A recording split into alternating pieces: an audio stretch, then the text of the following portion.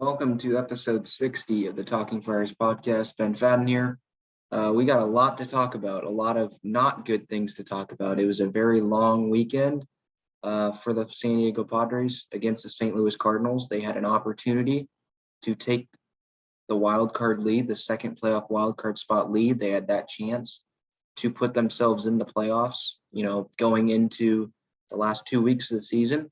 And they pretty much did the opposite of that. They went into St. Louis, and instead of giving themselves a shot of making the playoffs, it seemed like now they just wish their playoff hopes away. Now they're 3.5 games back after getting swept, and that's some of the least of their worries right now. A lot of things happened. Manny and Tatis seen yelling at each other. Kevin Acee came out with a really bashing article, a not pleasant article if you're a Jace Tingler fan, that we'll get into. Again, a terrible series. It could not have gone worse, and we'll get into all of that now, and then preview a little bit of the last homestand of the regular season and what looks like is going to be the last homestand of the season period for the Padres. Not even in the playoffs, nothing, because this team is just not playing like a playoff team. So first, let's start off with game one in St. Louis, Friday night. It was Vince Velasquez's Padres debut, and it didn't go well, not surprising. The good news coming out had nothing to do with the Padres major league team. It was with Mackenzie Gore in Double-A. He goes 4 innings, 1 earned run on 86 pitches, walked 3. Struck out 8, so that's good news. Maybe the way that the Padres are playing, it seems like they're seeing their postseason hopes slip away. Maybe this is the time that they give Mackenzie Gore a chance, especially with the injuries. It's not a guarantee that Snell returns with his groin injury, not a guarantee that Paddock returns with his right elbow injury. Arrieta exited the game on Sunday. He has a groin injury. So it's just left and right guys going down.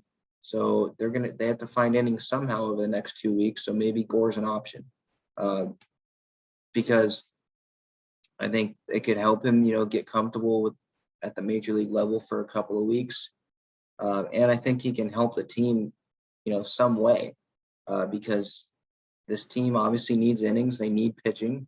And no, he's not facing major league guys, but it does seem like to me that his mechanics look better, shorter leg kick. It's more controlled, more consistent. So I'll say this. I have more confidence that he'll be able to pitch at the big league level now than I did in spring training. So that's Mackenzie Gore. But as for the team, pregame, Jake Cronenworth was not available. It looked like, not available starting wise. He was available off the bench to pinch hit. He ended up doing that. But he just was not available to start, which was a little weird, because if the concern for Cronenworth was his ability to grip the bat, and if he was available as a pinch hitter, that means he could grip the bat. So why are we not starting him? Anyway, that didn't really matter. They ended up losing 8-2. This was Nick Carlson. Great game for him. He homered twice. He had a homer to right field, had a back-breaking grand slam to left center, homered both sides of the plate. That home run made it from 4-2 to 8-2, so that totally blew the game out of the water. Vince Velasquez, war number 38. The first 2 batters reached. Tommy Edman double, Paul Goldschmidt RBI single, made it 1-0. Tyler O'Neill then homered. So it was 3-0 after 3 batters. But then Vince Velasquez got in a groove, which was definitely a good thing to see, because the first 3 batters couldn't have gone worse. But then he settled down. 10 straight batters that he got out before serving up that home run to Dylan Carlson. Did I say Nick? Sorry. It's Dylan Carlson in the 4th inning. That made it 4-0 St. Louis.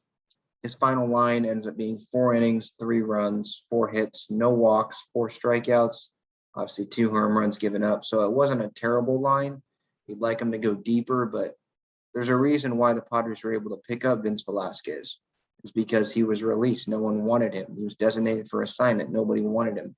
Why did nobody want him?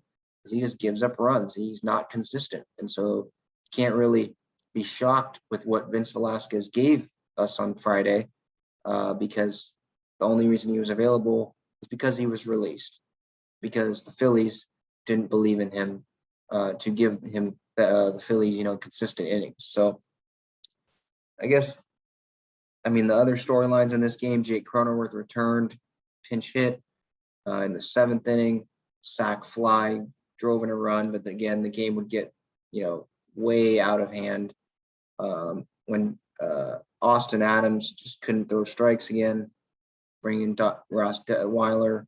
He gives up the grand slam, and that was that. So Padres again fell 8-2 on Friday, fell to 76 and 71, a game and a half back of the wild card. Couldn't have had really a worse start to the series, and it only got worse. Game 2, they lose 3-2 to St. Louis to move 2.5 games back of the wild card, only 4 games over 500. Tatis led off short, Jake hitting second. He hit second playing first base, and I thought that this is the lineup that you're probably going to see. Maybe Profar gets in there in the outfield, but I think this is what the lineup really should be pretty much the rest of the year, with Hosmer not playing that much because he just hasn't earned it really. In the top of the 4th, Pham and Caratini had RBI singles. Those were the only 2 runs the Padres would score in this game. Jace Tingler in the 5th, he got thrown out after he disagreed with Phil Cuzzi, who was the home plate umpire. He disagreed with Cuzzi's 3rd strike call on Fernando. But Darvish benefited from this a lot. Darvish pitched really well, but Darvish benefited from Cuzzi's terrible strike zone. He was able to get strikes on balls that were in the left-hand hitter's batter's box. So it was kind of weird for Tingler to be complaining when Darvish was getting those pitches, and Tatis was complaining. He was moping in the dugout, minutes and minutes and minutes after he struck out looking, which prompted Tingler getting ejected. And before he went out onto the field, he was still moping a little bit. And a fan caught Manny Machado, which went viral, caught Manny yelling at Tatis, totally pissed off, yelling, "It's not about you. It's not effing about you. You're the best player in the world. Everyone in this ballpark knows you're the best. You can't." In his message to Tatis, you can look it up. The videos everywhere. His message was, it's not about you. Shrug it off. The umpire's not out to get you. Go out. You can't get ejected in that scenario. You're in a playoff race. You're in a wild card race. You're the best player on this team. You need to stay in this game because you're our best player. And Manny, he was right to do this. This is what a real leader does. People have said maybe it would have been better if they did it in the tunnel, just so it wasn't out in the open. But it's in the heat in the moment type of thing. Real leaders, they don't care where it is. They sometimes that's what it takes. Manny, he was in that. I think one of the reasons why he did yell at Tatis is he's been in that spot, a young kind of cocky player that made some mistakes, and Manny doesn't want Tatis to make those same mistakes and have that same attitude and carry the strikeout that he had in the previous inning back onto the field and maybe not play as well on the field. You don't want that to happen because these games really do matter. The Padres haven't been winning these games, but bottom line is they still matter. So I loved what I saw from Manny there, just ultimate leadership. And if if Tatis, I think Bobby Dickerson yelled at him before, kind of tried to convey that message, and Tatis kept moping around. So if that's what it takes for Manny, probably his best friend on the team, to, go, maybe piss off Tatis a little bit, but just get in his head, hey, dude, it's not all about you. It's about the team. Let's try to go win here. Then I'm all for that. So that was the Manny Tatis scenario. I think it got overblown just because it was the 2, star players on the team, and it was in the dugout, and you could definitely, there was cussing involved, but it was just a spur of the moment. These things happen all the time, but they're probably just behind closed doors and we don't know about them. So as for the game, again, like I mentioned, Padres lost 3-2. Darvish, he pitched really, really well. That's what made this loss absolutely infuriating. Darvish ended up going 7 strong innings. He didn't give up a single run, 3 hits, 1 walk, 9 strikeouts. I wrote on gaslightball.com before the game that this was Darvish's biggest start of the season because of how bad he pitched in San Francisco this past week, giving up those 4 home runs, 8 runs in total. And the fact that if they lose this game, the Padres could get swept with Arrieta going, the next day. And that ended up happening. But Darvish did pitch well. Again, that's, he stepped up, and props to him. This is the guy that, the Padres wanted when they acquired him. And they've gotten that pretty much the entire year. I know after the All-Star break, he hasn't been as effective, but the whole first half of the year, that's who they got. They got Cy Young caliber Darvish, and they got him here on Saturday.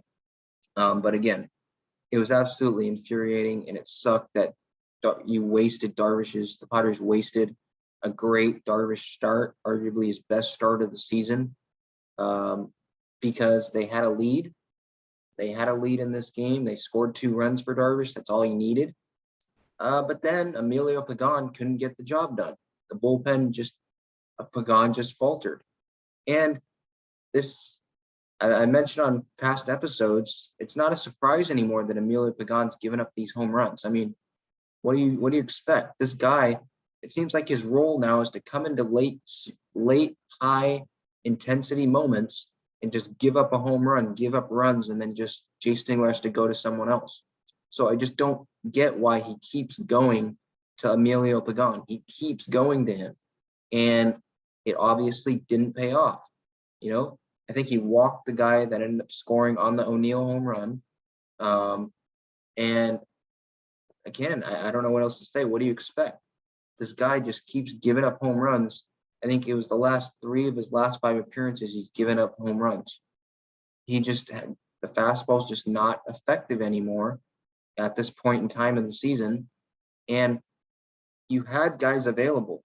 It's not like Pagan was the only option. You had guys available. You could have went to Daniel Hudson. Has Daniel Hudson been great in a Padre uniform? No, but I'd still put him higher in my confidence level meter than I would Emilio Pagan. I get the lefty-righty matchup doesn't work, but you could still put in Tim Hill. He still has that awkward arm angle, and maybe that could have, made it harder on the Cardinals. But putting in a guy that has struggled as of late, I'm sorry, you just can't do that when you have other arms available to get those outs. It's not like he was the only guy that was available. So I know it's easy in hindsight to say it was a terrible move, and if he struck out the side, we wouldn't be saying this. Well, yeah, obviously, no duh. But he didn't do that. He gave up 2-run home run. Padres should have won this game. They were 2 innings away from winning this game, and they couldn't do it because Emilio Pagan pitched bad again. I mean, could the offense have scored more than 2 runs? Okay, yeah, but they did their job. For that scenario, they had a lead going into the bottom of the 8th inning. Darvish pitched great. The offense scored him 2 runs. Good. But they ultimately couldn't get it done. And these are the losses that you look back on. It's like, okay, it's one thing to lose 7-0 and get blown out like you did by the Dodgers last Sunday, I think it was. Okay, you were never in the game. But when you're winning the games that you're supposed to win, and you don't win them, well, no one's fault to blame but your own. That's my takeaway. So Padres, again, they lose that game. That's 2 losses in a row to St. Louis. They would fall 2.5 back. Now they'd be 3.5 back, and that's where they currently sit going into their last homestand of the year, because on Sunday, they lost 8-7 to the Cardinals, getting swept. Jake Arrieta, what do you know? I wrote on gaslandball.com on Saturday before that Darvish start that it was important for Darvish to pitch well because, Arrieta, while he had pitched pretty decent, expectation-wise for the Padres in his last 2 starts coming into Sunday, he was due for a rocky outing probably, and that's exactly what happened. He only recorded 1 out, I believe, in this game. He gave up 3 runs while he was pitching, 5 runs in total because Stammen came in and gave up 2 more, but I believe those were charge to Arrieta, but it was terrible. Arrieta allows the first three batters to reach in the first, gets a shallow pop up to center, and then Fernando just drops it. He doesn't use two hands. It's an absolute easy, regular pop up to center field. I could have caught that. And he doesn't use two hands. He just drops it. I get a lot of people don't want to criticize Fernando because he's one of the best. He's going to go down as one of the best players in franchise history. He's going to win the MVP this year probably. But he deserves to be criticized there. You got to catch it with two hands. And then it's one thing to drop an easy fly ball, and then you compound the mistake by trying to throw the ball home when Tommy Edman's easily going to score. Not only did he do that, it's like he didn't know the scenario. He drops the ball. There's the bases loaded. So it's a force out at any base. You're really close to second base. Just throw it to second base and get an out there. Instead, he tries throwing it home and there's no outs. And the inning continues and prolongs. And it's like, it's one of those things where he just wasn't thinking.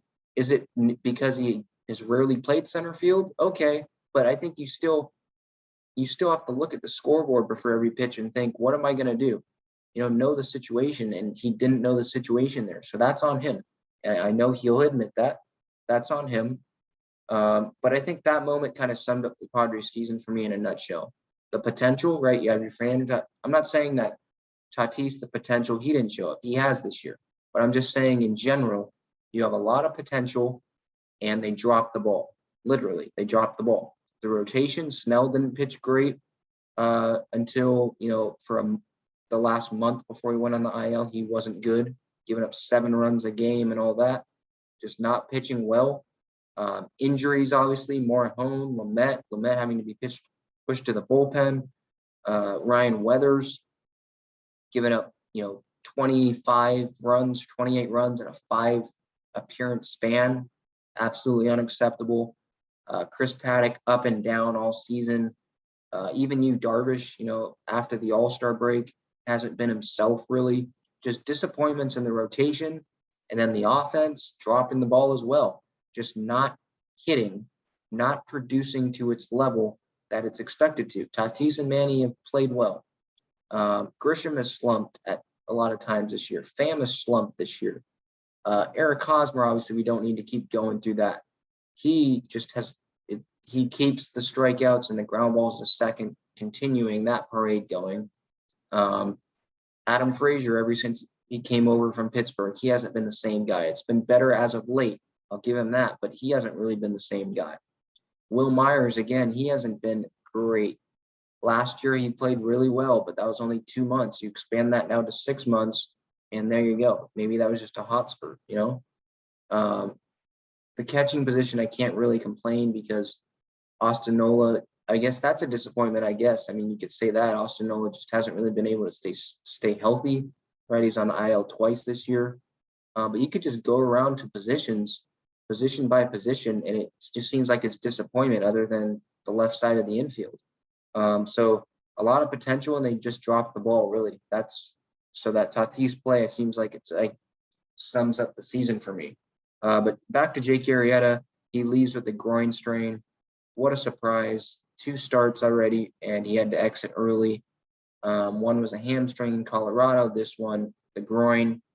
And it's one of those things like Vince Velasquez. What are you expecting? This guy had a 7 ERA coming in, and what do you expect? I mean, there's a reason why you're able to pick him up, because the Cubs, a non-contending team, by the way, released him because he just hasn't pitched well. He's old. He just hasn't pitched well. So that's, what do you expect? You want him to pitch well, but when you're relying on Vince Velasquez and Jake Arrieta to pitch 2 of the 3 biggest games of the season for you, when they've just been released by their teams, I'm sorry, that's not the right pitching game plan. And was it because of injuries? Sure, but sorry, it's not a surprise that the Padres got swept, considering that at least lost the series because of, especially when, like I said, when you have Arrieta and Velasquez there's not much else to say. So the Padres fought back in this game. It was 8-7. They couldn't get it quite done, but there's no moral victories anymore. There's no, I mean, Jace Tingler, oh my goodness, seems like every press conference, he's saying, I liked the way how the boys fought. They're battling, they're going to keep grinding. That means absolutely nothing now. Those are empty words now. I get you can bring up the argument if you're in the Tingler camp. What else is he supposed to say? What, these guys suck, I don't believe in them? No, he's just going to say they're grinding, they're battling, I believe in them. I understand that, but at the end of the day, I mean, those are empty words because wins are the only thing that matters at this time of year, especially the way that the team has played. 10-24 in their last 34 games going into this Giants series at home. Absolutely unacceptable. Those words that they're battling and they're grinding, that doesn't mean anything now because they're not winning games. It's as simple as that. And 10-24 in their last 34, like I just said, that's embarrassing. That's absolutely embarrassing considering the expectations, considering that, had the best rotation going into the season according to Fangraphs. They had MVP candidates in their lineup. They still do. They just haven't been able to get it done. And you can't expect to have an under 500 record in the last 34 games in the most important part of the season and expect to hang around in the playoff race. They're 3.5 games back. Now, could they make the playoffs still? Yes. Do I want to hold out hope still? Because I'm an actual Padre fan. I'm a diehard Padre fan. I'm not a front line. I'm not a bandwagon Padre fan and just hopping on, when they were sweeping the Dodgers. No, I do want to believe that they will make the playoffs, but I don't believe that deep in my heart. When you get swept by the Cardinals and that was your chance to take the playoff lead, to take the wild card lead, and what do? You get swept. You have a lead in the second game of the series, a game you should have won, and you lose the game because the manager, whoever made the decision, they put in Emilio Pagan in a high leverage situation. I'm sorry, that wasn't the right decision.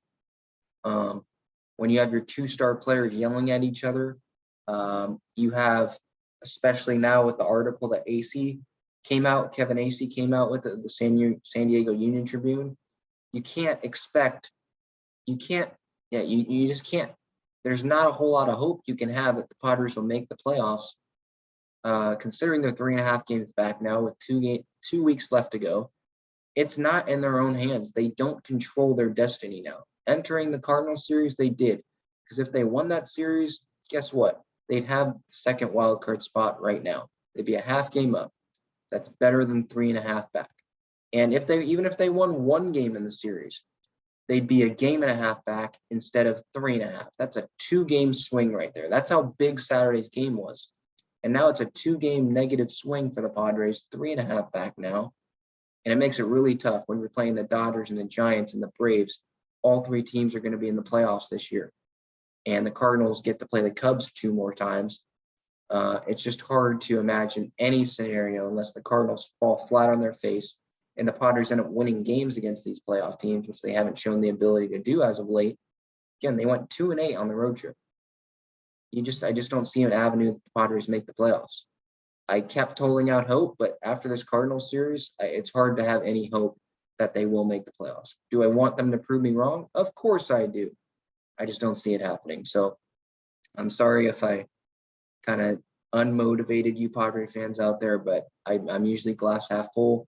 But it's impossible to be glass half full after everything that happened this past weekend in St. Louis. Again, 10-24 in their last 34 games. They're now 76-73, 3.5 games back of St. Louis for that wild card. And they play the Giants and the Braves this week. Then they have 2 more series against the Dodgers and the Giants to finish out the season. They just have to win every series the rest of the way now. And it's really hard to imagine that they win. We could be talking about a team at the end of this that they're under 500 at some point this year, or excuse me, at the end of the season. And it's embarrassing. It's deflating, embarrassing, any word you want to use. So there's that. Again, they play the Giants and the Braves this week. Musgrove going tomorrow on Tuesday. So that's hopefully that can bring a win. But again, they're playing a first place team who just, the Padres did split a 4-game series against them, but the first 2 games of the series are the ones that I remember the most because Darvish absolutely sucked that game. And right now, the way that it's going, I mean, those were the only that's the only 2 games that the Padres won on the road trip, was those 2 last games where they combined for 16 runs against the Giants. But I guess you just got to hold out hope that Musgrove can pitch well, because this rotation is in shambles right now. I did want to talk about this Kevin Acee article. I have a lot of thoughts on that. I wrote a little bit of my thoughts on Gaslamp Ball, which you can check out, about changes that have to be made. Kevin Acee of the Union Tribune, he wrote a well-sourced article after the Padres were swept, so on Sunday afternoon, displaying how players and how people inside the Padres organization feel about management, whether that be the manager, Jace Tingler, the coaching staff, or the front office led by AJ Preller. A lot of it was by, anonymous source players, and it was not good if you're in the camp of Jace Tingler. There was a lot of things to, take from this article. And so I'm going to break that down for you right now. Again, you can read it on the San Diego Union Tribune. For a simpler version, you can read my piece on Gaslamp Ball about changes that need to be made. I title it, "It's Obvious AJ Preller needs to make changes this offseason." And this article definitely reiterated that opinion. You can ask my friends at school, when Jace Tingler was hired before the 2020 season, after Green got canned and Barajas wasn't the interim manager anymore, I was not in the Jace Tingler camp. I was really mad. I was pissed off about it, because I thought this team, I thought this was a Joe Madden situation, right? The Cubs, they were turning the corner with Bryan and Rizzo and Baez and Hayward and Schwarber and all their young core, and they just needed that final piece, that manager, that veteran manager who knows what he's doing and has control over the team, commands the respect of the clubhouse. And I felt like Ron Washington, who finished second to Jace Tingler in the manager sweepstakes of the Padres, I felt like he was the guy that the Padres needed. Now, it didn't necessarily have to be Ron Washington, but it could have been Buck Showalter or, guys like that. But that's just the scenario. It was Ron Washington against Jace Tingler, and I thought it should have been Ron Washington. Jace Tingler, he didn't, I thought, and it ended up being the case, that he didn't command the respect of players in the clubhouse. It seems like he's a yes man to AJ Preller, and I love AJ, huge fan of him. I have, the "In Preller We Trust" shirt. I love what he's done. He's put the team in position to win. Him and Peter Seidler have improved this team on paper, and they just weren't able to they just weren't able to perform to their expectations this year. But one thing I was not on board with was him hiring Jace Tingler. I think that, again, the team just needed someone that commanded their respect, because there were plenty of veterans in this clubhouse. Mark Melancon, Manny Machado, Fernando. I know he wasn't a veteran, but he's a star player. Hosmer, Myers, Pham. You can go down the line. That I think these guys, they needed someone that can command their respect, and Tingler wasn't that guy. And Tingler, because he was buddies with Preller, with the Rangers and all that, the clubhouse viewed Tingler as just a bridge to AJ Preller. And the fact at the deadline that AJ Preller didn't go out and get starting pitching, kind of signaling that, hey, the players could convey that, translate that as to, he doesn't really want to win because he didn't go improve the rotation, which was an area of need, an obvious area of need. And he didn't even improve it at all. He didn't even go get a Zach Davies or anything. I wasn't even asking for a Max Scherzer, but he didn't even go get anyone. Instead, he signs guys that were released after other guys in the rotation get hurt. So that didn't go over well, I don't think. And then The clubhouse, obviously, Eric Hosmer is a leader. Has he been playing well? No. Has he played well throughout his Padres tenure? No. Do fans not like him? Yes. But I think that, he's a real leader in the clubhouse. The players really attract to him, and the players didn't like that AJ Preller was trying to trade Eric Hosmer, and the fact that he didn't get it done, and it seemed like he didn't really address it up front with the clubhouse was a problem. And I think, right or wrong, it's clear that the Padres clubhouse, corners of that clubhouse, kept that inside them the rest of this year past the trade deadline, and saying that you tried to trade one of our guys, and we don't like that. And again, they view Tingler as a bridge to Preller, and so there I think they kind of Tingler lost the clubhouse after the deadline. So that's my personal opinion, and that seems like that's the position that many of Kevin Acee's sources, told him. Here are the main points of Acee's article. Said the team needs a new voice. Players think that the team needs a new voice who commands the respect of players such as Machado, Tatis, Eric Hosmer, and others. That's pretty evident, I think, if the players think that their manager needs a new voice, that the manager needs to be someone new that commands their respect, aka would have been Ron Washington, we wouldn't be in this scenario right now. Another bullet: the sentiment Tingler was not the leader the players needed or wanted has been growing in some corners of the clubhouse for a while. That's another problem. So at least this is a reflection on AJ. The sentiment that Tingler was not the leader the players wanted, so the players didn't even want Tingler as the manager. That's a problem. So that if the players didn't want Tingler as the manager, they wanted someone that commanded their respect. They didn't believe that Tingler did that, and Preller still went and hired Tingler. That's a problem.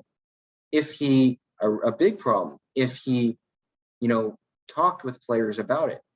But if this was the guy that they didn't want, and AJ still went ahead and hired Tingler, maybe that tells me that Preller didn't talk to the players and get a sense of the clubhouse about if they, would have liked Tingler, or even sat down with Tingler before he was hired to talk about maybe his plan and his vision to see if, Machado and Tatis and guys like that would buy into it. And maybe Preller just made the hire and said, hey guys, here's the manager. It's my buddy. I think that's a problem, not getting your players' input, which is definitely going to have to happen now in the offseason, because you cannot hire another manager without consulting your players, because then it's going to be deja vu all over again. The players are not going to be buying in. And when things go wrong, when things go sideways, the players aren't going to be buying into that manager's message, and that's a problem. Here's another bullet point. There is a disconnect between the front office and the clubhouse that stems at least in part from moves made and not made, and one move that was attempted at the trade deadline. That one move being attempted at the trade deadline, the Padres trying to move Eric Hosmer, who is beloved in that clubhouse. And the fact that they didn't move it, the fact that Preller, maybe it wasn't him, but maybe the other teams that he was talking to or other guys in the front office letting that leak out, that was definitely a problem. And it doesn't seem like Preller addressed that with the clubhouse. And he kind of just let it stay there. And I think that definitely rubbed players the wrong way, that, one of their leaders in the clubhouse was trying to be traded mid-season, and the general manager, and I don't know, I'm not in there. I would presume that Tingler probably didn't address it, and maybe that pissed off some of the players. Multiple team sources said October will bring further changes to the coaching staff.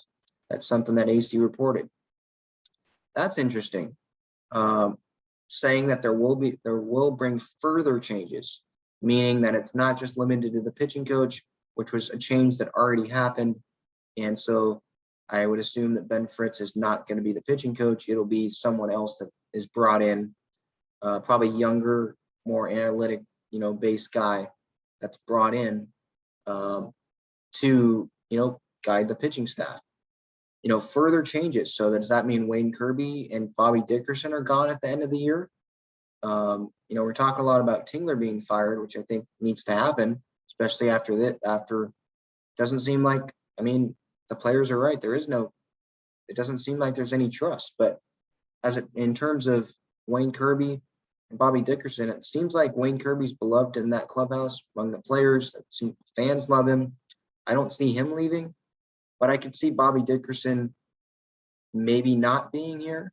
I think that him maybe being, strict and one of those hard-nosed coaches could hurt him because, again, I mentioned he's one of the coaches, I think, that went to Tatis and tried to say, just move on, go play baseball, stop, moping around after strikeouts and being down, just go move on. And maybe that rubbed Tatis the wrong way.